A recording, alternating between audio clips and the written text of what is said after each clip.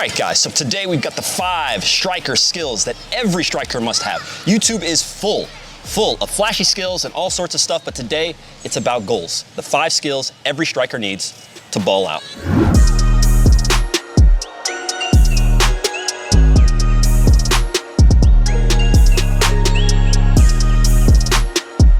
Scoring goals, son. These are the 5 essential skills for every striker. And when we say essential, we mean that every solid striker in every league in the world has most or all of these skills perfected. We're going to break them down so you too can ball the Goal-A-Rami way. There will always be time for the flashy, and you guys know we love that stuff, but the cut is a staple of a great striker for 2 reasons. Number 1, great strikers are always looking to score, and because of that, they set themselves up to shoot constantly. But not all cuts are made equal, so here's how to improve yours. First, make sure that the ball is tapped out to the side far enough that the defender feels he needs to reach to block the shot. Next, sell the cut by literally pretending to shoot until the last second. If you don't believe it, they won't either. Finally, throw your body completely over to the side, move with the flow, and try to be as fluid as possible. Well. Can we start out by saying that we've made what is the Step Over Bible? So if you really want to go in depth here, check those out. The theme of the moves today is dependable. The step over is dependable. It almost always guarantees that the defender has to hesitate. First, build up speed. Next, take proper small touches to prepare for the scissors and then drop your shoulder with force and purpose. As quickly as you can, tap the ball out the opposite way and sprint like somebody just stole your Chipotle burrito. We don't need to say much here except that the more you do this action in training and alone, the more efficient you'll be, so practice. As a variation, there's the drag step over, which will allow you some more options if you get it down. Now, our boy Robinho does it with perfection, and you can too, remembering these 3 points. Drag the ball from behind or the side of you towards the direction you want to go. Once the ball's built up speed, step over and then of course explode. It's worth every penny to get down because this is the type of move that just might get the defender to disappear. If you feel comfortable with all of these, start working on your multiple step overs, which you can see here because they are more useful than you might think, but check out that 7 deadly step overs video for more. Did you expect to see this? Because you should have. Are you tired of hearing about the feint?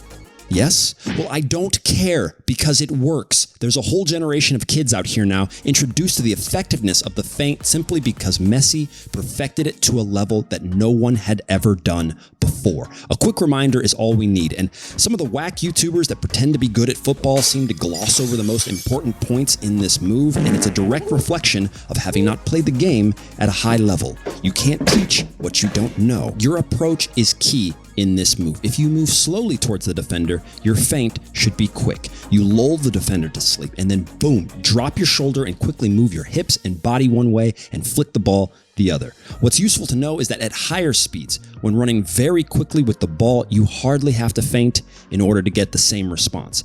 When running quickly at a defender that's backing up or still, simply start to feint to both sides. You don't need to know which way to go. The defender's reaction will reveal everything to you. Practice makes perfect with this. It will feel awkward at first, but if you get it, it's very hard to stop. Another shout out to the OG Ronaldo for this shot feint. It's one of the most common ways to get off a shot when a defender is in a good defensive position. That's why it's here. So approach the defender at medium to fast pace, pick up your strong foot and shimmy it in the air before dropping the shoulder, feinting one way, and then looking to shoot. This is one of the most effective moves when you are tired. So keep it in your back pocket for the 90th minute.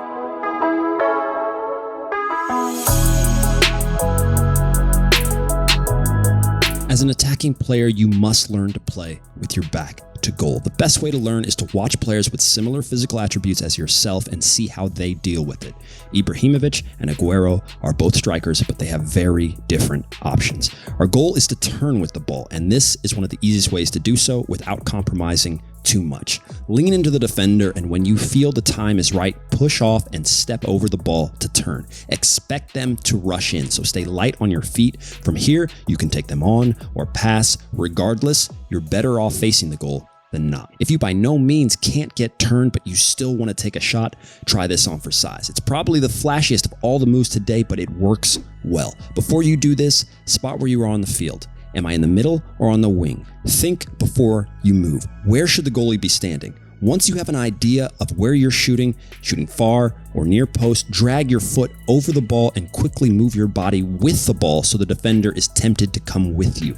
Then immediately snap your foot down and back to swing the ball out just enough that you can shoot, hopefully first time, which is why you need to have a good idea of where the goalie is. You won't have time to look once you turn. You won't be able to do this 10 times a game, but if you do it right, that should be all you need. Simplicity is beauty. Sometimes the most obvious thing to do is the last thing the defender is thinking. The idea here is to literally do nothing. Just shoot. Now that doesn't mean that you can kick the ball right at them, but if you look for a little window, you just might find it. To make our point, let's have a look at these 3 goals with Henry kicking us off. Notice that as he receives the pass, he does so in stride and takes touches that are truly simply set up for the shot. By the time he takes his second or third touch, he knows he can shoot because the defender continues to drop, and that's that. You don't always need to be the defender to score. As we move on to Mr. Mbappe, this goal, which just happened, unfortunately called back for offsides, encompasses a lot of what we spoke about today. Look at the cuts and the way he throws his body to look for an opening. Notice the defenders reacting and realizing that because of his actions, they cannot dive in. And then finally spot the second where Mbappe realizes that he can just simply aim for the back post. No mess, no fuss, an excellent finish. Finally, our boy once again highlights the best part of the do-nothing tactic, which is the element of surprise. Think of how many different skill moves Ronaldo knows, and think of how surprised the goalie was to just see a simple toe poke when R9 is going 1v1. It's the entire reason he scored. This is the point we want to get across. Training will make all of these things more natural for you, but the fact of the matter is, if you want to increase your goal scoring, then you need to increase your opportunities. And you can do that with these 5 skills and then move from there. Technique is king, and never forget, Goal-Ramy decides. All right, guys, that's the vid. You know what to do. Like, comment,